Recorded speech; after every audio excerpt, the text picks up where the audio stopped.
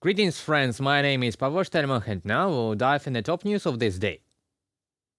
The Ukrainian counteroffensive continues. Its pace is quite realistic, given the need to overcome heavily mined areas and enemy fortifications. There are real advances in the south. In Donetsk region, Urozhaine was liberated. Ukrainian armed forces, entrenched at the reached boundaries, inflicted fire damage with artillery on the identified enemy targets and carried out counter-battery measures. In Zaporizhia Oblast, battles for Robotene continue. In the direction of Bakhmut, the defense forces continue to conduct offensive actions south of the city of Bakhmut, entrenching themselves at the achieved boundaries. The enemy conducted unsuccessful offensive actions in the Avdiivka and Marinka districts. The enemy suffers significant losses in personnel, weapons, and equipment, moves units and troops, and actively uses reserves. Also, the defense forces of Ukraine continue to restrain the advance of Russian troops on the Kupiansk, Liman, and the northern flank of the Bakhmut direction. Thank you to everyone who works for the security of Ukraine and Ukrainians. Thank you to everyone who fights for our country. Bakhmut, Avdiivka, Shakhtarsk direction, Kupiansk, southern directions. Glory to you warriors. Glory to all who destroy the occupier. Glory to all who support Ukraine, support Ukrainians. Day and night, the defense forces effectively destroy the enemy forces at the front and in the rear. In just one morning, 2 modern Russian Ki-52 attack helicopters were shot down. But long-range fire means modern aviation and missiles can really accelerate the counteroffensive.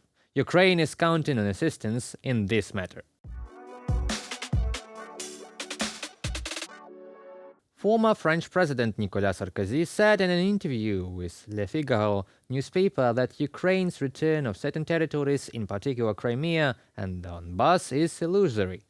I just want to remind you that Sarkozy is an accomplice of the crime of encouraging Putin's criminal plans to seize foreign lands in 2008 in Georgia and especially in 2014 in Ukraine.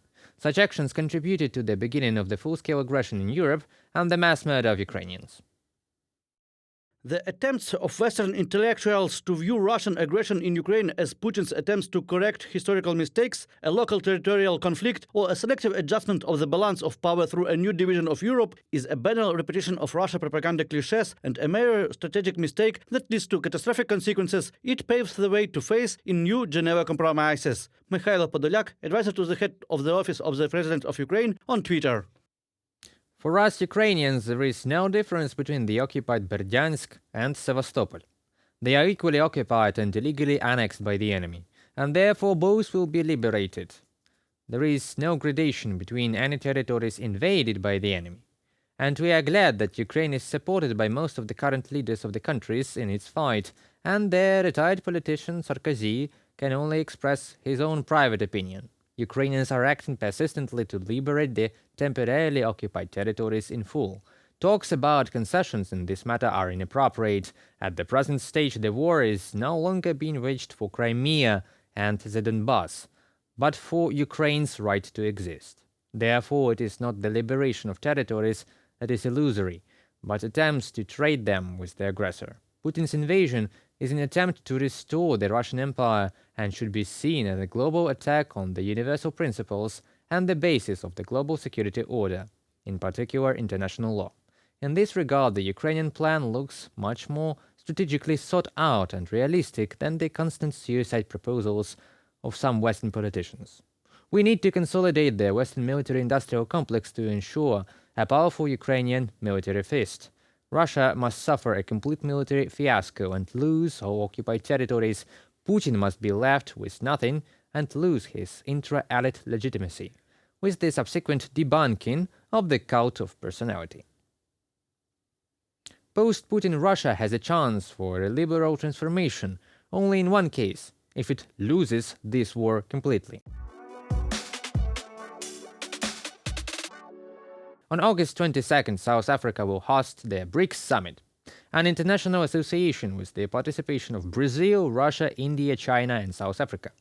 But no matter how much Russia wants to create such an anti-Western coalition of states, the BRICS remains primarily a consultative format. Serious unification and coordination of efforts are hampered by significant internal contradictions between the participants. The transformation of BRICS into an anti-Western coalition contradicts with the interest of the other members of the Union. Moscow is much inferior to other BRICS members in economic potential and cannot claim a leadership role.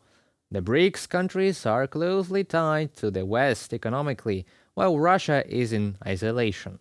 In fact, has become an outcast. That's why economic cooperation with Russia is toxic for the world's leading economies, and the biggest open partners of Moscow became Tehran and Pyongyang. At the same time, all other countries of BRICS have more and more cooperation with countries that are not sanctioned by almost all the world.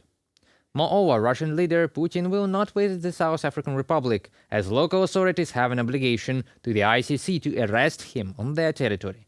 And that is exactly how it should be with the criminals of the world. No country in the world wants to see them on its territory. Can you just remember the last time Putin left territory of Russia, or at least his bunker? So he is afraid, and we should not be afraid, but should do our part.